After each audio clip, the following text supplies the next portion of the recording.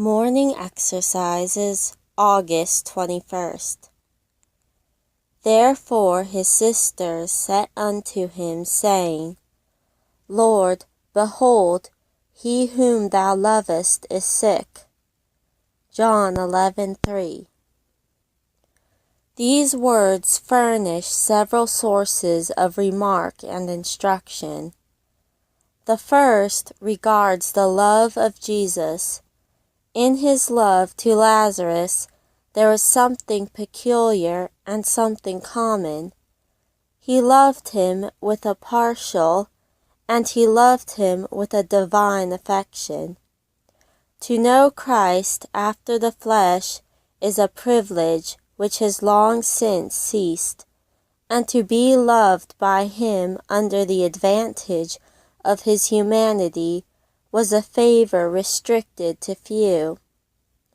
But there is, however, another sense in which, as he loved Lazarus, so he loves us.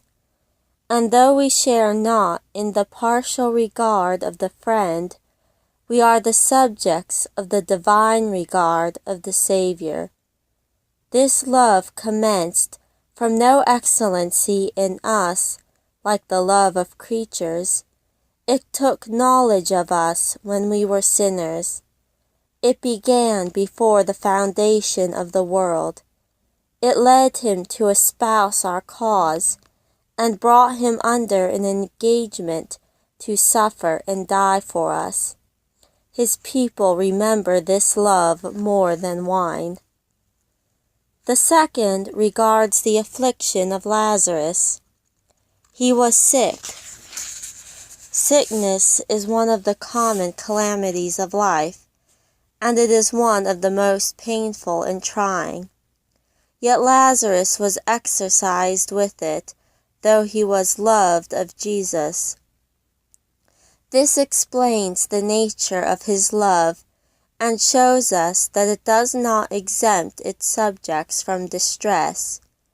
It is not the foolish fondness of a father who, when correction is necessary, spares the child for his crying.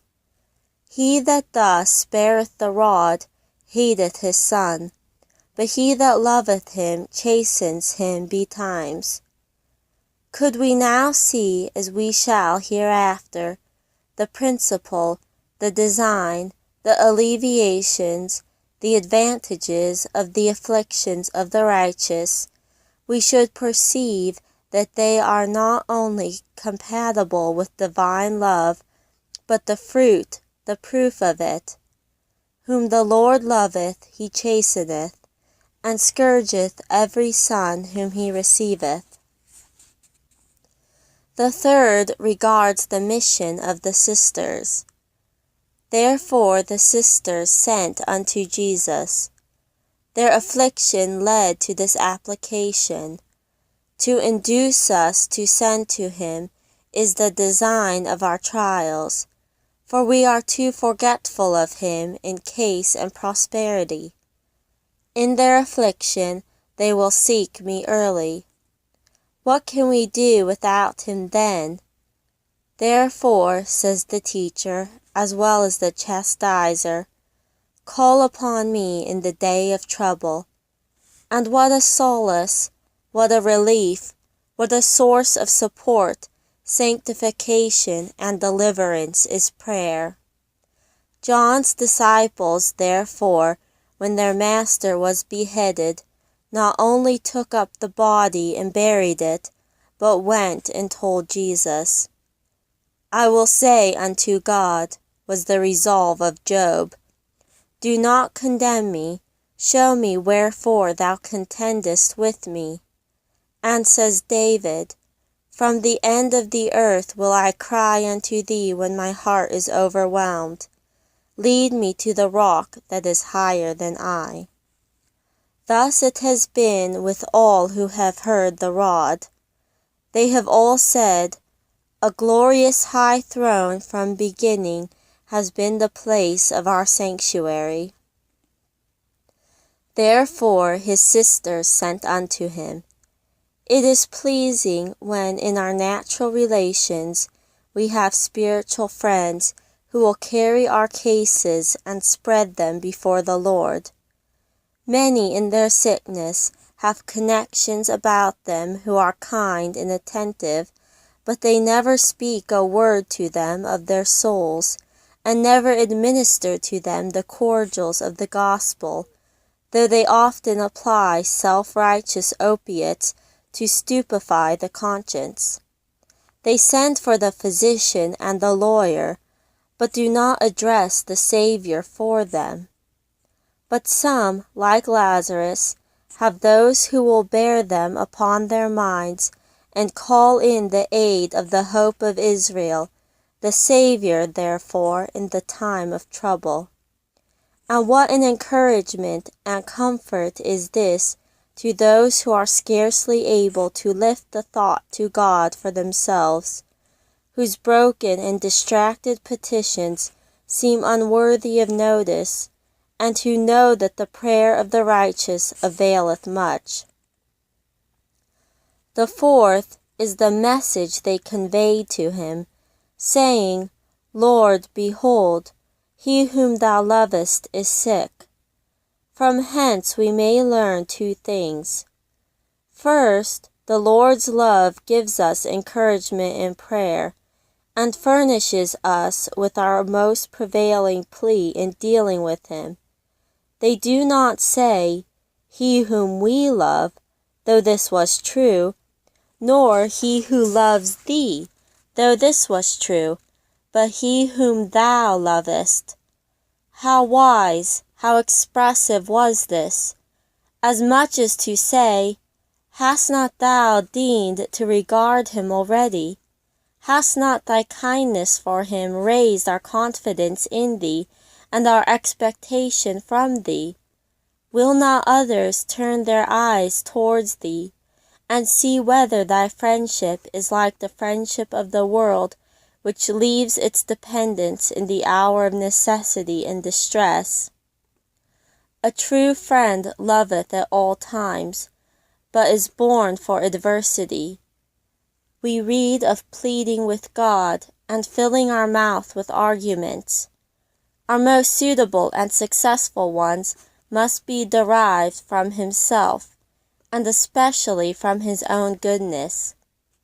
I plead nothing of my own, not even my love to thee. Yet I love thee and adore, O for grace to love thee more.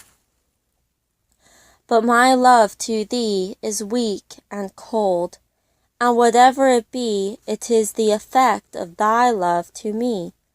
I was once a stranger and an enemy, and should have remained so still, hadst thou not found a way into my heart. But thou hast redeemed me by thy blood. Thou hast called me by thy grace. Thou hast opened my blind eyes. Thou hast turned my feet into the path of peace. And after all this love, wilt thou cast me off? Couldst thou not have destroyed me without showing me such things as these? Secondly, it is better for us when we seek the Lord for temporal things to refer to our suit to his own good pleasure. I admire the manner in which these pious women addressed him. They do not prescribe, they hardly petition, they particularize nothing. They do not say, Lord, come to this house, come immediately, remove this malady. What will become of us if Lazarus should die? But they state the case and leave it. Lord, behold, he whom thou lovest is sick. When therefore we have to pray for deliverance from some trouble or the acquisition of some outward favor, let us do it with modesty and reserve. For these blessings are promised, not absolutely, but conditionally, that is, if they are good for us, and in the very same way they are to be implored. We must not desire them if they would be hurtful, and they may be injurious, and God only knows whether this would be the result of success and indulgence.